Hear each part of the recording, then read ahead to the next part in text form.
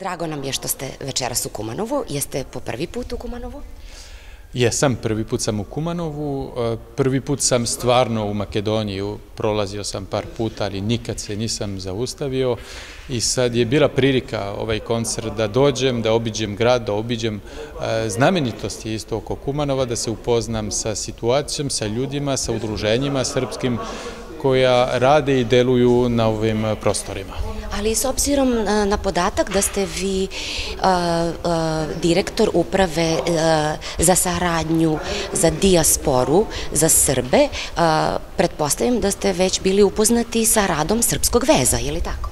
Naravno, tako je. Srpski vez je dobro poznat i prepoznat u Beogradu i u cijeloj Srbiji i Uprava za saradnju s dijasporom i Srbima u regionu koju vodim već godinu i po dana, prethodnih nekoliko godina podržava rad Srpskog veza koji je mesto okupljanja srpske omladine, svih Srba koji neguju svoje tradicije, svoj identitet, svoju istoriju, svoj jezik i to je važno mesto i mi treba da podržavamo takve projekte. Mi zapravo kao uprava to radimo ne samo u Makedoniji, nego u celom regionu i u svetu i to je naš cilj i naša nadležnost. Očuvanje jezika, identiteta i kulture srpskog naroda gde god da živi. Naravno, sada već davne 2005. ako se ne varam, vi i vaš brat Bertrand, jedno kombi ili jedan kombi, Kosovo, Solidarite, Kosovo. Od tada do danas, sa ove vremenske distance, možete li reći da Srbi na Kosovu, a i uopšte Srbi u regionu, žive mnogo bolje? Sad, sa humanitarnog aspekta, pošto sam i predsednik humanitarne organizacije Solidarnost za Kosovo, mogu da kažem da, nažalost, situacija nije mnogo bolja nego što je bila pre na Kosovu i Metohiji. Sad govorim iz tog humanitarnog ugla, zato što kao direktor Uprave za saradnju s dijasporom i Srbima u regionu nisam nadležan za Srbiju. U regionu manje sam poznavao situaciju ranije, sad obilazim sve te zemlje svakog meseca.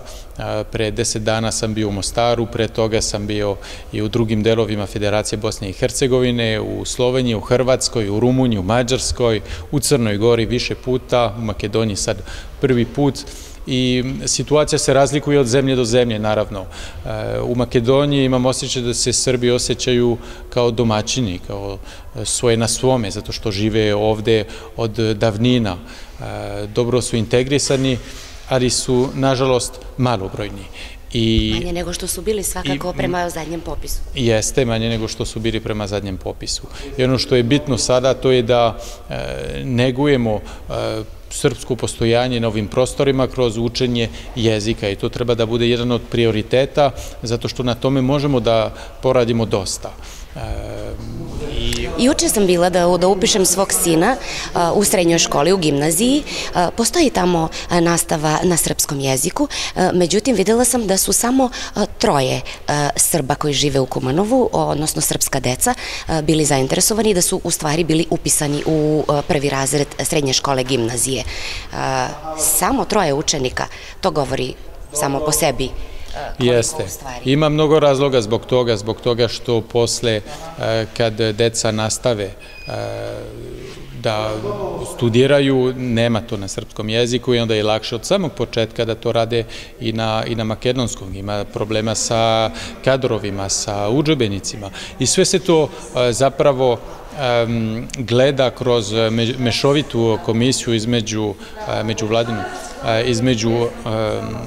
Srbije i Makedonije, koja je ponovo počela da radi, koja funkcioniše i zahvaljujući kojoj verujem da će svi ti problemi koji su izazovi kako za makedonsku, tako i za srpsku stranu biti rešeni za dobrobit dece koja će moći na svom maternjem jeziku da uče i da studiraju u budućnosti.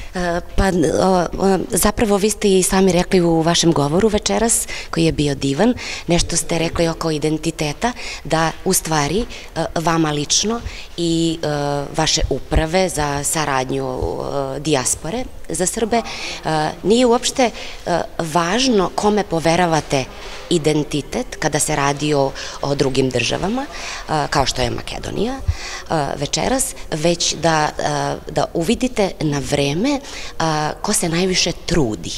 Imate li utisak, gospodine Gujon, da politička previranja, takozvana, koja se dotiču i makedonskih stranki i partija srpskih u Makedoniji, utiču na stvaranje tog identiteta? Ili je dovoljno da imamo jedan godišnji koncert Srpskog veza, da imamo ovu divnu emisiju Komparativ na srpskom jeziku i da tako putem očuvanja jezika, muzike, sporta, kulture u celini, je li to dovoljno da sačuvamo možda ne srpstvo, međutim baš taj srpski identitet?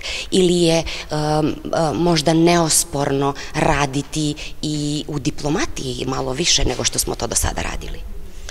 Sve što ste rekli, naravno sve je bitno. Mi kao uprava za saradnju s dijasporom i Srbima u regionu sarađujemo sa udruženjima i ne utičemo na politička dešavanja nigde, pa ni u samoj Makedoniji. Ili oni utiču na vas?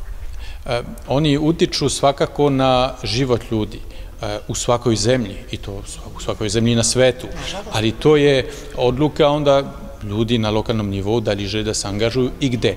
Mi gledamo na sve Srbe širom sveta pojednako bez obzira na političku opredeljenost. I to je veoma važno, zato što srpska kultura, srpski identitet, srpski jezik su postojali mnogo pre nego što su postojale političke stranke i postojaće i posle toga. Ono što je bitno je da to postoji i da se to prenosi. Kako se to prenosi?